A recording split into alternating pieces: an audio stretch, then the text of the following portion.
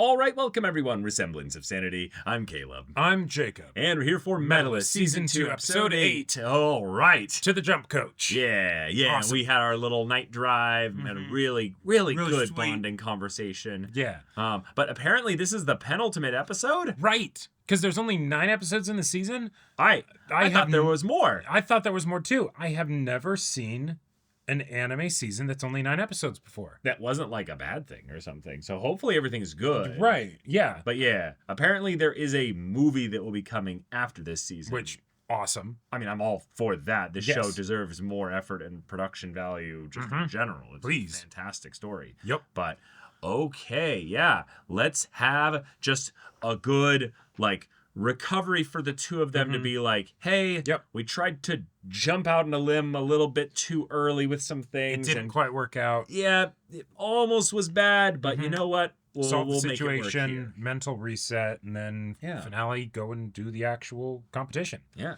But y'all, without further ado, let's get into this. Let's see more of his dancing. Oh. Is this where he messed up? Yeah, think about landing jumps and everything with what happened recently.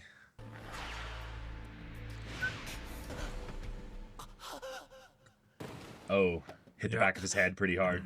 Recent memory that basically gave him that, like... Right. Having a bad fall. Yeah. Oh, it's almost real. Yeah. What the hell? Yeah. All right. His tailbone. No, it's just he's tall and sleeping in a car. Yep, that's...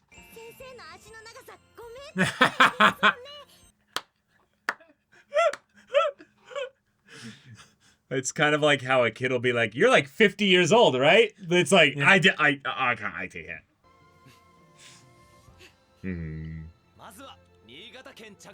Yes. Yatta! I have such a positive association with that word. Yatta! Oh, yeah. Oh. All right. Passion. Yes. Oh,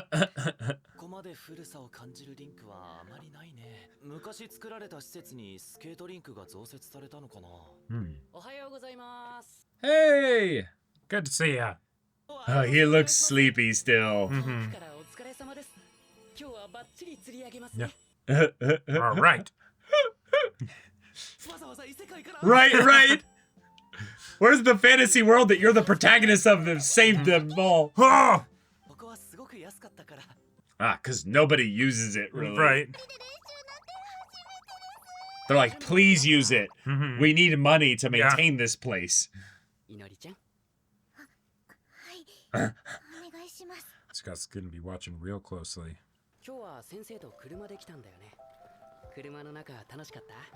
The way he's like getting her excited and everything, because he could tell She's she was starting to down. accelerate as well. That's really cool. She was actually going pretty slow. Right. And then she started like speeding up as she got excited. It's getting her more comfortable. Yep. Whoa. Yeah. Because he's an exceptional skater, so he's not like having trouble keeping up with her and everything. Yeah. No.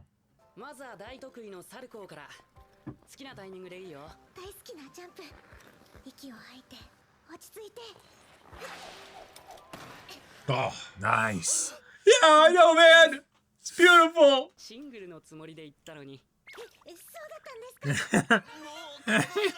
I know, man. She's the best.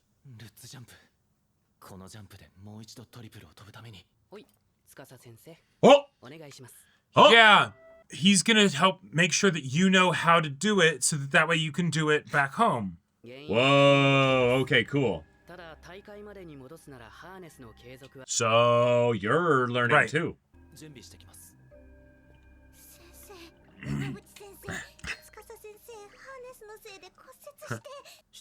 Yeah, I'm aware. Okay. We're here. We're Yeah. doing it. Bro's built different. Yeah. Best to do it sooner rather than later. Yeah, so don't you worry.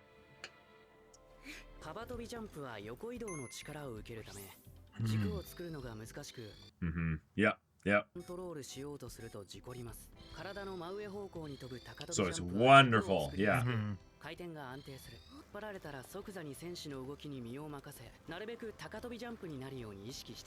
Right, to give him time to adjust.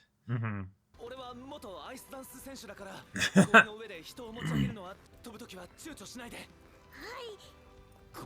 Believe in the me that believes in you. Yeah, right.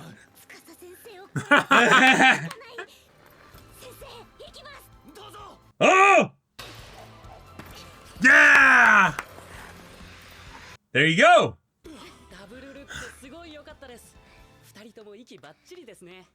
That was so terrifying. Mm-hmm.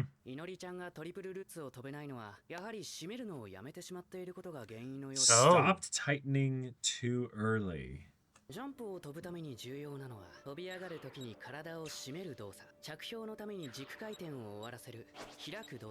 Ah, sure, okay.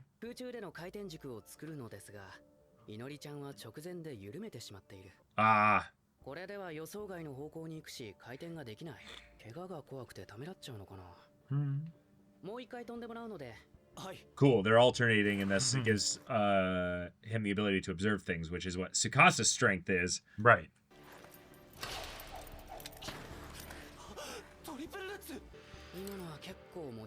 Yeah, okay.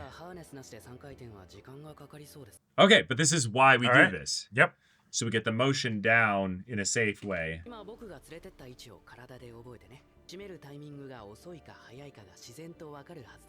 And then you'll be able to make the decisions on the spot, yeah.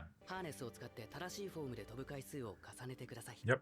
Repetition. But yeah, being able to identify when the form is correct or not is really, really important.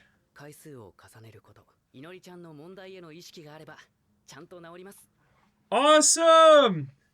He really is a pro! Mm-hmm.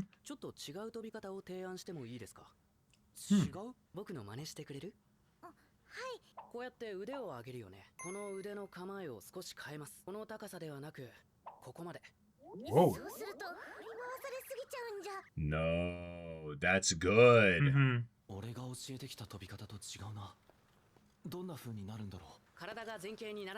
You switch around, make sure you don't lean forward. Right, because you want to maintain the axis, yeah. Right.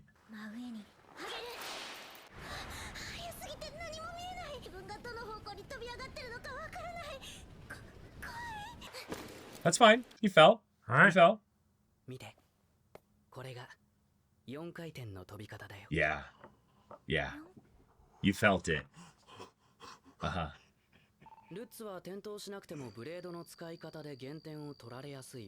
Oh my god, yeah. Holy shit. Yeah. Oh my god. Oh my god, yes. Holy shit. That's how she could compete with Hikaru. Which one do you want to go for? Oh my god.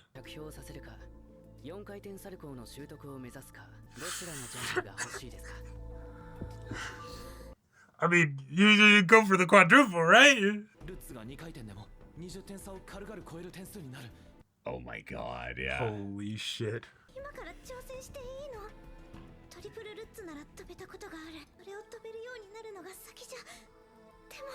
I mean, this is the world of the Olympics, though. Yeah. A quadruple axel, I believe, was just recently done in a performance. Yep.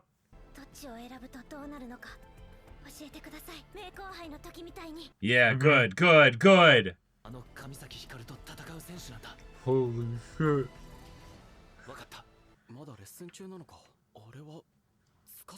Oh, someone...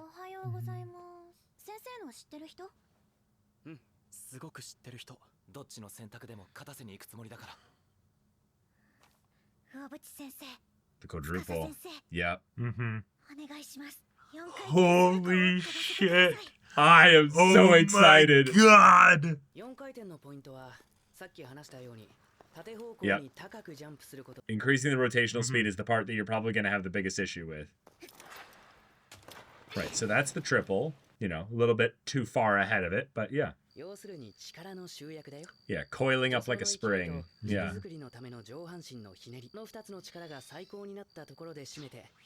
Oh, cool. Yeah, there's a peak to it, basically. You need to capture the momentum at that peak.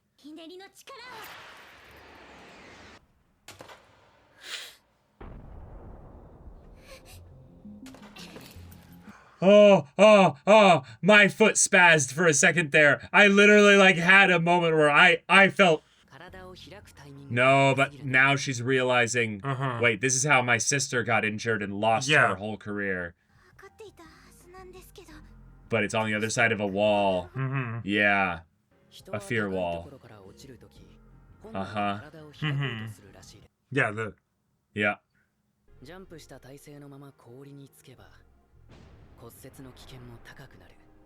Oh, so you have to trust it.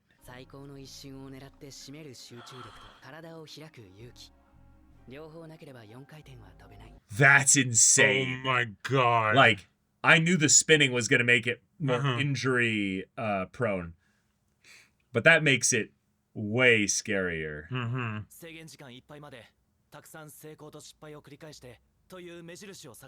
Oh man, bro, my stomach. That's I got sick for a second there. Like, I'm still coming back. Oh my god. Oh my gosh.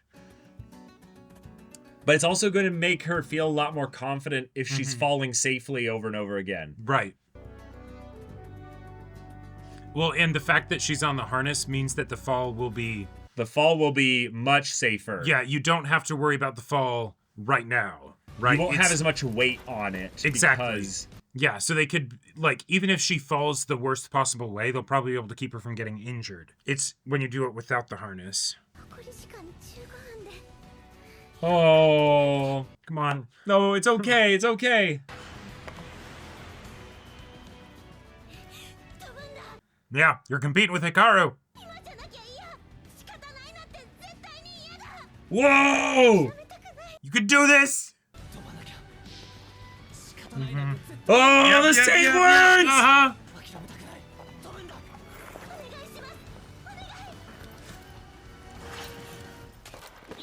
Oh!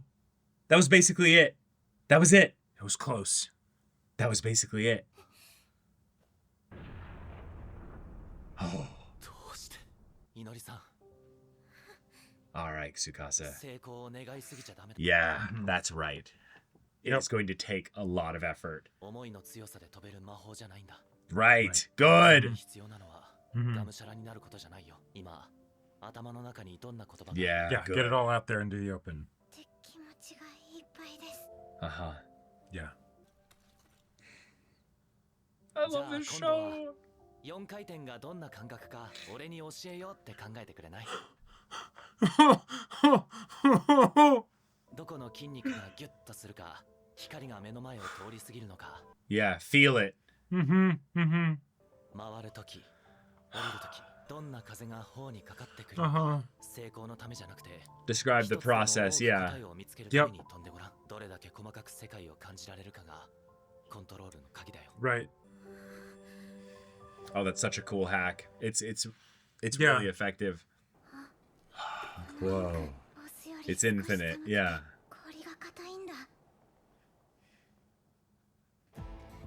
Oh my god. She's gonna do it. Oh my god. Yeah. Without even the harness. Well, no. He's there with the harness. He's there with the harness. She's just not feeling him there. Yeah.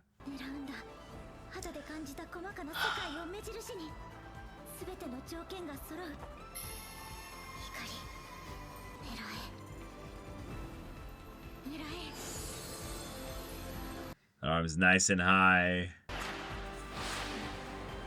2, 3. This is the 4th. Oh my god. Yes!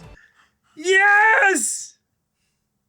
Ah! Yeah, Wait. that was without the harness. Yeah. That was without the harness? Yeah, she did it. 1回目の着氷成功ですねおめでとう4回転サルコー成功です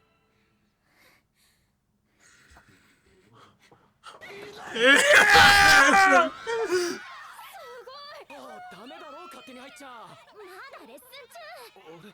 Uh-huh. You just did something incredible.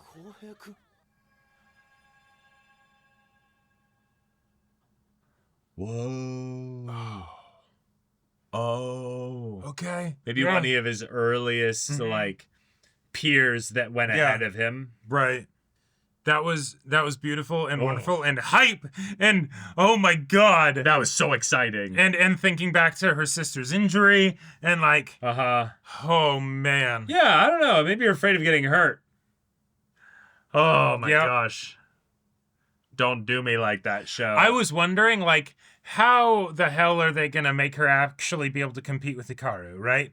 Like realistically, make us believe it, you know, right? Mm-hmm. There you go. I can't wait to see the look on Hikaru's face and the look on Jun's face when she pulls that out in her performance. Forget shot across the bow. That's like I'd say like direct hit, you know. I'm a threat. You know? Yeah, exactly. Look at my teeth, you know. Oh my god. I'm so excited. I'm so hyped. I'm so excited. Like the quadruple realm is something that I knew they'd have to get into eventually, but I thought they'd use Hikaru kind of as the threshold for it. Right. And the show has in a lot of ways thrust me fully into learning everything I can about figure skating. Yeah. So the idea that it's the jump coach, Ubuchi, who's like, well, actually, you know, it might make more sense given how skilled you are with the Salco to just go for the quad. Yeah. Imagine, okay. Oh my god. Not only will it be wild when she does it at the like the performance and everything, right? For the competition. But imagine she comes back home. And, you know, mom, dad, sister, like, hey, how was it? You know, all that stuff. And and either it's she tells them about it and they're just, you know, or she doesn't. She's like, because she's like wanting to keep it a secret or a surprise or whatever. Right, so she's like, well, it went really well. Or to like, make them not nervous. Or right, anything, exactly. like that. And so then they're like, but why does it look like she has some secret that she's not telling us, you know? Right? She's just like, she does.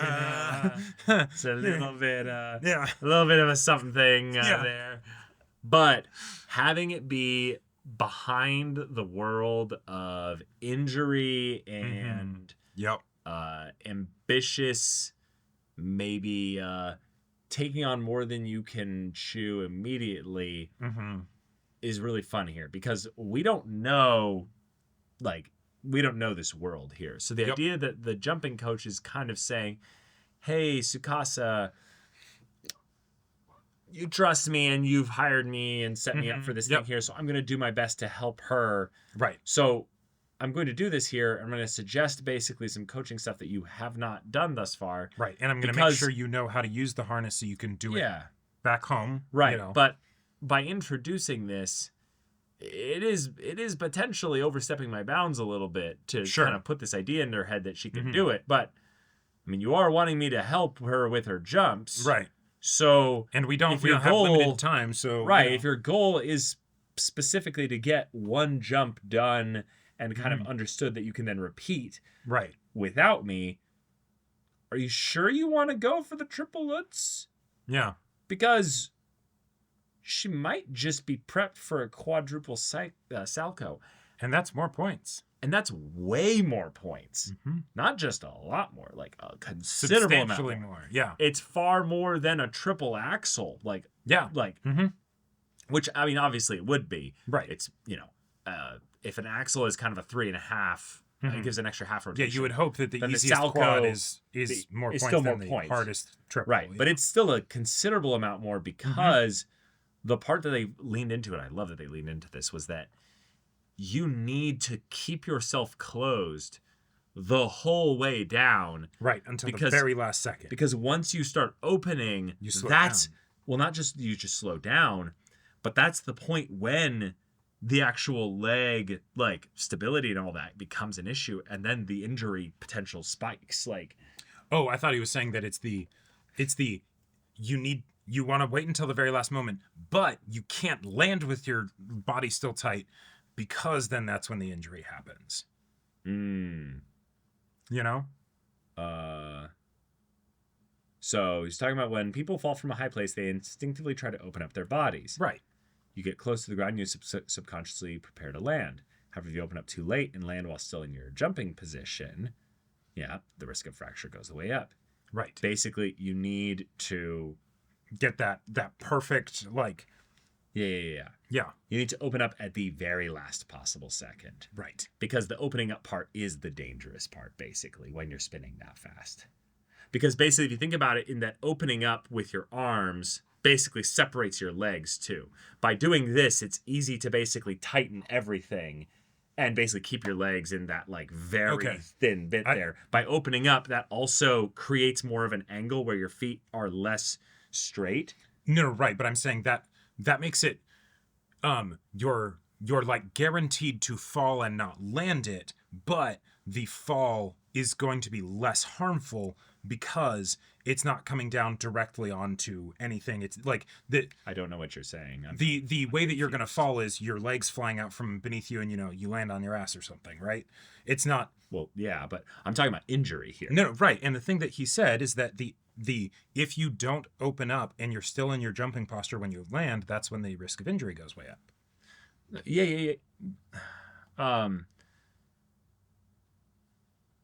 If you open up too late, so meaning like you never open up at all, yes. Right. Yeah. No, flailing out and opening up is fine and stuff, but you'll never land the jump that way. Exactly. So what he's saying basically is that in order to make this jump, you need to basically risk injury. Right. By, like, obviously, yes, you can do it too early, but what I'm talking about is that you won't even be close to making this jump at that point there. Right. So when you're close to the ground, like... you need to open up that moment right before you land. Right. Yeah. And I'd say that in what they're bringing up here is that you can't open up after you've already hit the ground, basically. Yeah. Right. Because you need to be making a sweeping motion. So there's a considerable amount of time basically before, like there's a measurable amount of time after opening up that you still have not hit the ground yet. Like, right? Well, except for this jump probably, right? Where it's because you have to make it as close as possible. Well, right. But it's maybe I'm misinterpreting or I'm saying something wrong here. Yeah. It was really cool how they went into the mechanics of exactly how jumps work and everything, where up until now it's okay, cool, we can have Tsukasa be showing her and everything, and because Tsukasa knows how to do it, and like he's obviously super graceful and all that stuff, we the audience don't need to know all of the inner little details, right? Well, no, we kind of do a little bit. We need to see how serious and intense this is, because it's not just something that they can just pick up and do with willpower. Like, no, right. It is different to basically be in that kind of spinning like space. And yeah, I wasn't quite done. Oh. Up until now, they were able to do it without going into too much detail with it, right? And they were able to focus on a lot of the other things. Now that we're going into that like truly next level kind of territory, right? We need to know exactly all the little details to showcase just how precise this thing is. It is not just a willpower thing, like saying, like Tsukasa was saying. Yeah. So right. So what I guess I'm trying to get at here is that there's a point when you're making the jump and you're spinning and you're coming back down, and you could just land and never open up, and you would not get injured. I think that's the opposite of what they're saying. That is the opposite of what they're saying. Yeah. So, okay. So he was saying opening up too late caused the injury. Because if you never open up, then that's not opening up too late. I think I understand what you're saying. Can I unpack a little bit that why I'm bringing this up? The reason why I'm bringing this up is because when you're in that state and she's making the jump, the part that I feel like would be so frustrating or difficult, or just basically making this a mental hurdle, is that your perception is blurred. You don't have the ability to see anything like perfectly in that regard. You're kind of mentally counting your rotations and such. Sure. But knowing a moment, a window, if you will, to do it, is one thing. Knowing that the only place you get injured, though, in a lot of ways, is within the window, right? Because you can just land, right? And if you don't basically commit to the jump, you can just do your typical fall or what have you. But it's making the attempt of the land that is where if you time it wrong, then you can do... Because there's a decision to open up in the rotation there. That's what I'm trying to get at here, is basically that if you jump and you just spin and you're like, I never found the timing, I'll just fall. It's fine. I won't risk it, basically. If you go for the, I sense that I'm trying to open, I can sense that I'm landing at some point, I'll flail, and then there's no injury there either, because it's the... No, right.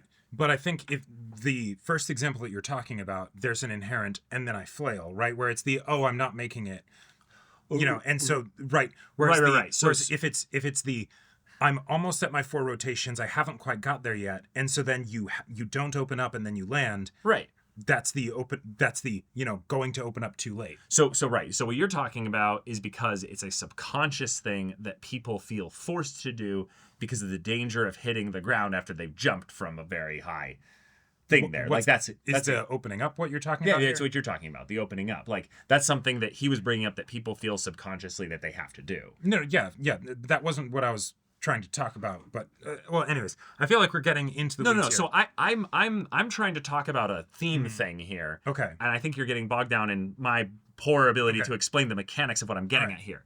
What I'm trying to get at here is that when she makes the jump, and she's spinning, and she's making the second decision, which is when to open up in a window that is safe. Every time she makes that decision, she is deciding that this is worth getting potentially injured over. Right. Every time she then makes the decision to do this, where it's potentially something that she could get injured over, she is bearing the memory and the experience of what this did to her sister. Right. Something that she lived and went through for years and years. Not her sister, her. Seeing her sister in that post state there.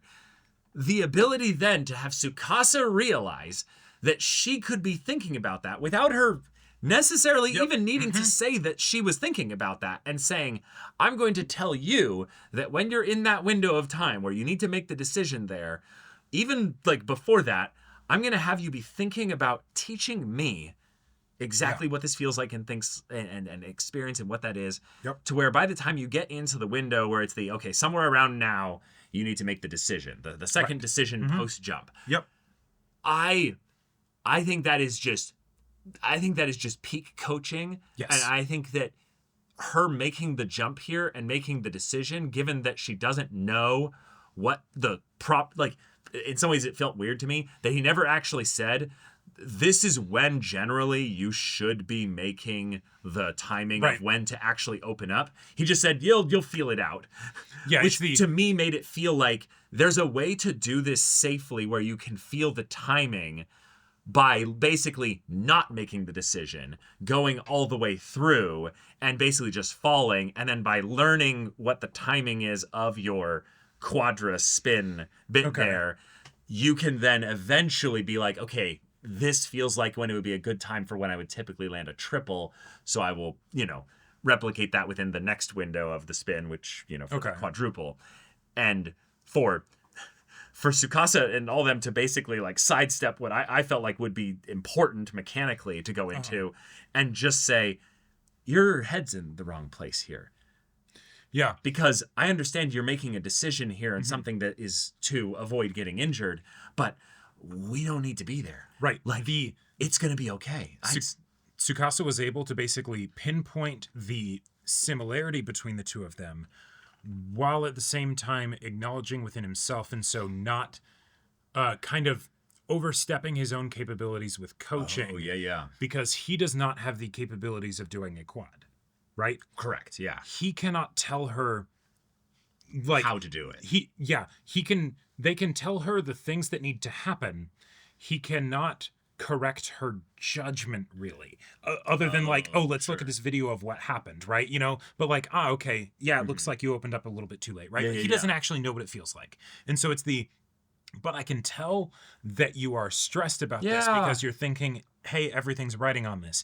And I've been there before, and I know that doing that leads to failure, right? Because then you're not actually thinking about the thing it is that you need to do, right?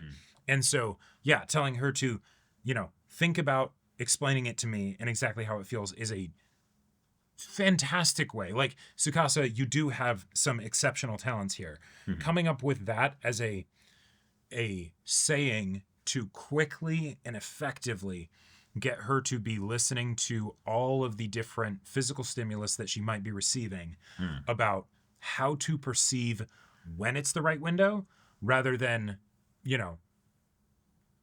stressing over what is the exact correct window, right? Like giving her the tools to figure it out herself, because she is at that level where you are still coaching her, and also she is doing things that are truly incredible, and you are the person on the sidelines, right? Like, and so equip her, but also she's kind of in her own space at this point, right? Like, and so that's kind of all you can do. And oh, hey, you're doing it flawlessly. Yeah. No, so good. I think I've completely figured out where my communication issue was with this whole thing. Is that I am assuming that there's a way to land without opening up. That's probably not functionally possible the more and more I think about it. So my scenario in my head might not actually be physically possible to do. Therefore, it kind of doesn't seem relevant to what you were talking about, because I'm imagining a scenario where opening up just doesn't happen. And opening up is where the injury happens if it's within a certain negative window versus it being in a positive window. So therefore, my communication was like, wait, what are you even talking about? Well, and I think that makes a lot of sense. I get the feeling it was one of those things where we were just getting at the same thing with, like, from different angles, No, I definitely think I was talking about something different. I'm basically saying that the thing that I was bringing up was assuming an impossible scenario. Like, gotcha. Yeah. Okay. And that's where it's like if you land with your legs still together in the spin motion, you will open up, and it will be because you hit the ground and the ground is forcing you to open up. Right. And what I assumed was that he was saying that attempting to land requires you to open up, but if you don't intend to land, meaning you just intend to fall, then you won't get injured. Therefore, she's making not just a decision to time her opening up, but it's even more of an umbrella thing of she's making a decision to open up at all. And it's something where that is not actually possible, Caleb. You must open up. That is one, subconscious at that point. You're making contact with something, but also, now that I'm thinking about it, if you're spinning that fast, no, it probably would be actually much worse actually if you didn't open up. Because then it's directly applying all the force of opening to, Well, it's just your body will naturally open up, but it will just be that you'll spin. Yeah, my imagining what those landings of intentional falling look like with the spin in your tightened motion and things like that seem much worse now that I've kind of thought about it a little Gotcha. bit. So yeah. I do think that there's a possibility that is doable. Well, but it's something where I think I was focused too much on it. Well, and regardless of the mechanics of it, the thing that you were bringing up, I'm glad that you brought it up, because that very much is still true, in that she is directly facing the fear of the thing that happened to her sister. Right. Rather than it every being time she practices. Yeah. Rather than it being something that she subconsciously has to basically open up because she's falling. That's something that human beings do, and that's what the jumping coach was bringing up there, is that it's no, you have to actively choose it and time it. This isn't just a parry window and stuff like that. This is a parry the ground window. So you will have fear guaranteed when you do this, but I will let you know that you basically like making the decision and making it over and over again where you fall because you're doing it too early is the safest way to do this. In fact, it's very safe. Yes. So doing just a bad triple, is literally what we want you to do. Right. Like, do that 100 times until you've done a bad fourth. Right. And we'll have the harness for you and stuff. And so then them skipping to the, okay, she's done it harnessless, with the harness to now it's the, all right, no harness, go for it. And she does it. Phenomenal.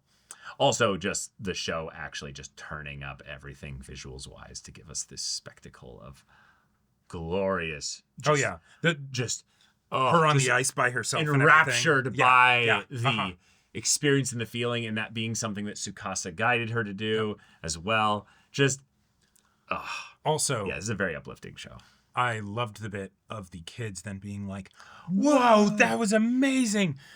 Because you're kind of amazing, Inori. Now you're encouraging them in their deal. This is kind of like what your sister did with you. And I cannot wait to see the look on Jun's face as he's like, you want to know what I think he's gonna do? I think he's gonna completely buck trends and just go, nice.